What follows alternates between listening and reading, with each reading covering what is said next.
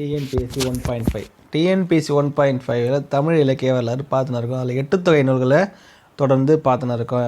Video புதுசாக பார்க்குறவங்க அதுக்கு வீடியோக்கள் 8 தொகை நூல்கான டிஸ்கிரிப்ஷன் இந்த வீடியோவின் கீழே கொடுக்கப்பட்டிருக்கோம், அதை பாருங்கள். இன்றைக்கு நாம் பார்க்க போகிறது என்னென்னா 8 தொகை நூல்களில் முக்கியமான நூலான அகநானூரை பற்றி பார்க்க போகிறோம்.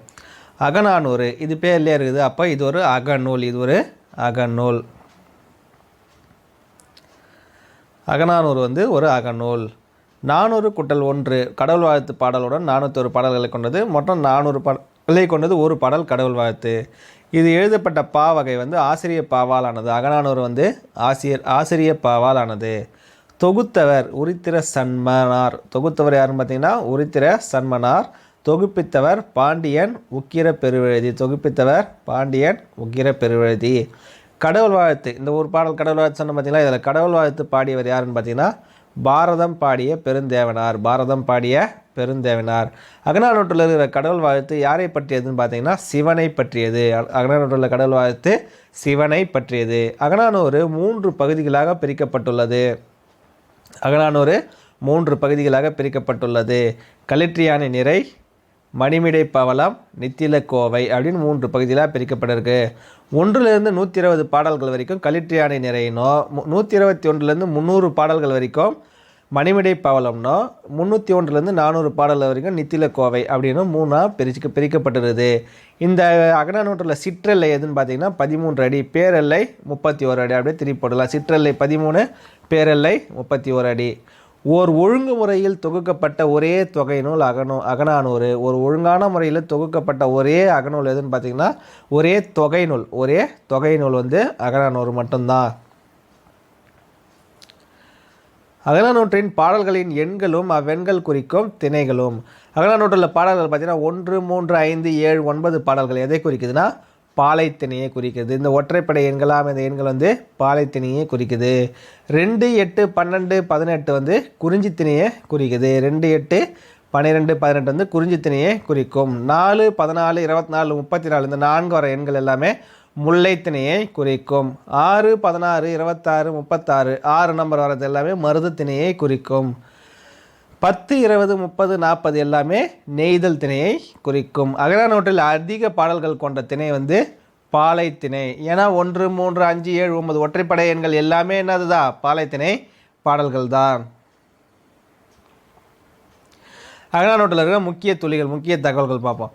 பண்டைய தமிழரின் திருமண முறை குறித்து செய்தியை தெரிவிக்கும் நூல் அகநானூறு. 86வது பாடலையும் 136வது பாடலையும் குறிக்குது. திருமண முறை பண்டைய தமிழரின் திருமண முறையை கூறும் நூல் எதுன்னு பார்த்தீங்கன்னா அகநானூறு. 86வது பாடலும் 136வது பாடலும் திருமண முறையை குறிக்கிறது. சங்க காலத்தில் நடைபெற்ற குடவோலை முறை குறித்து குடவோலை முறை தேர்தல் நடைபெற்றதில் கூறும் முதல் நூல் அகநானூறு. சங்க காலத்தில் நடைபெற்ற குடவோலை முறை தேர்தலை பற்றி கூறுற ஒரே முதல் நூல் எதுன்னு பார்த்தீங்கன்னா அகநானூறு. வடநாட்டு மன்னர்களை பற்றியும் அதிக தகவல்களை இந்த அகநானூறு கூறுது. வடநாட்டு மன்னர்களான நந்தர்களை பற்றியும் மௌரியர்களை பற்றியும் தெரிவிக்கும் நூல் பார்த்திங்கன்னா அகநானூறு. நந்தர்களை பற்றியும் மௌரியர்களை பற்றியும் தெரிவிக்கும் நூல் அகநானூறு. பழமொழி முதலில் இடம்பெற்ற நூல் அகநானூறு. பழமொழி முதலில் இடம்பெற்ற நூல் பார்த்திங்கன்னா அகநானூறு. பழமொழியை முதுசொல் என்றும் கூறுவர். பழமொழியை நாம் என்னென்னு சொல்கிறாங்களா முதுசொல் என்று கூறுபவர் யாருன்னு பார்த்தீங்கன்னா தொல்காப்பியர். பழமொழியை முதுசொல் என கூறுபவர் தொல்காப்பியர். கந்து என்பது வழிபாட்டிற்குரிய தூண். நாம் மரத்தூண் என்னன்னு சொல்கிறாங்கன்னா கந்து அப்படின்னு சொல்கிறாங்க. வழிபாட்டிற்குரிய மரத்தூண் கந்து என்று அழைக்கப்பட்டது. பங்குனி விழா நடைபெற்றதை பற்றி கூறுகிறது. அகநானூறு என்ன பண்ணுது? பங்குனி விழா நடைபெற்றதை பற்றி கூறும் நூல் பார்த்திங்கன்னா அகநானூறு. மேற்கோள்கள் சில மேற்கோள்கள் பாருங்கள். தமிழ்கெழு மூவர் காக்கும் நிலம் யார் சொல்லிக்கிறதுனா மாமூலர் அப்படின்ற மாமூலனார் சொல்லியிருக்காரு. நந்தன் வெறுக்க எய்தினும் மற்றவன் தங்களர் வாழி தோழி அப்படின்னு மாமூலனார் சொல்கிறாரு. இதெல்லாம் முக்கிய மேற்கோள்கள் அகநானூற்றில் இருக்குது. அடுத்து பாருங்கள். யாமே பிரிவின்றி ஏந்த துவரா நட்பின் இருதலை புள்ளியின் ஓர் உயிர் அம்மே. இது யார் சொல்கிறது பார்த்தீங்கன்னா கபிலர் கூறுறாரு அகநானூற்றை பற்றி. யவனர் தந்த வினைமா நன்கலம் பொன்னோடு கரியோடு பெயரும். இது முக்கியமானது. பொன்னோடு கரியோடு பெயரும். எருக்காட்டூர் தாயங்கண்ணனார் யார் சொல்கிறது பார்த்தீங்கன்னா எருக்காட்டூர் தாயங் கண்ணனார் என்ற புலவர் சொல்கிறார். என்னது? எவனர் தந்த வினைமான் நன்கலம் பொன்னோடு வந்து கரியோடு பெயரும். இது வந்து அடிக்கடி கேட்கப்பட்ட கேள்விதான்.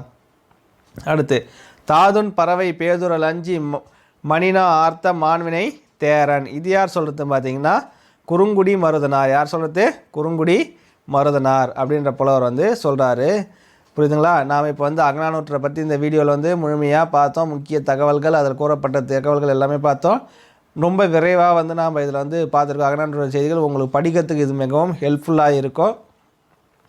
8 தொகை நூல்களில் நம்ம இன்னும் ஒன்றே ஒன்று தான் பார்க்க இருக்கிறோம். அதை அடுத்த வீடியோவில் பார்ப்போம். புறநானூற்று அடுத்த வீடியோ பார்ப்போம்.